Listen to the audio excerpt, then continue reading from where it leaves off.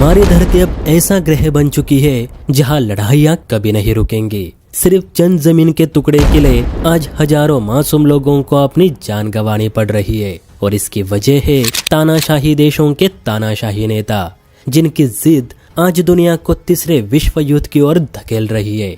आप सभी जानते हैं कि फिलहाल दुनिया रूस, यूक्रेन, अजरबैजान, आर्मेनिया और इजराइल हमास की लड़ाई उनसे कांप रही है। इसी बीच एक नए युद्ध का शंख लगभग बज चुका है और गौर करने वाली बात है कि इस जंग के शुरुआत में ही भारत से सहायता की मांग की गई।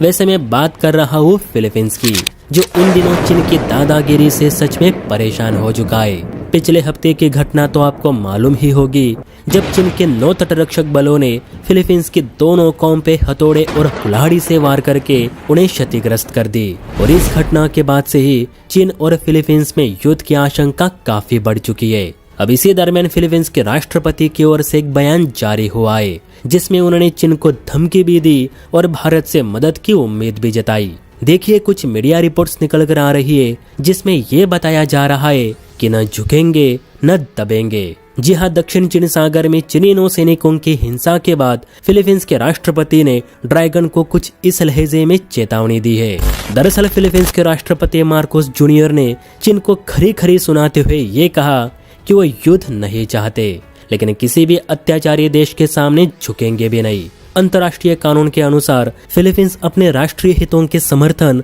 और मौलिक अधिकारों की रक्षा करने हेतु स्वतंत्र है।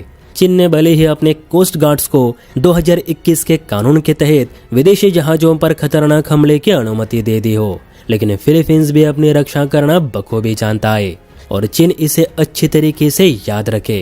इसी बीच फिलीपींस के राष्ट्रपति ने यह भी कहा कि हमारे खिलाफ चीन जैसे शत्रु है तो भारत जैसे दोस्त भी है, जो मुश्किल घड़ी में हमारा साथ दे रहा है। भारत सिर्फ हमारा हथियार आपूर्ति करता नहीं तो परम मित्र भी है, जो डिफेंस से लेकर ट्रेड में हमारी काफी मदद कर रहा है। अब इसी मित्र से हमें और एक मदद चाहिए, जो कि है इंडियन नेवी। दरअसल फिलीपींस की नौसेना इंडियन नेवी के साथ एक बड़ी नेवल ड्रिल करना चाहती है, ताकि जैसे इंडियन नेवी हिंद महासागर में चीनियों को दुम दबा के भागने पे मजबूर करती है, वही कारनामा फिलीपींस की नेवी भी दक्षिण चीन सागर में कर दिखाए।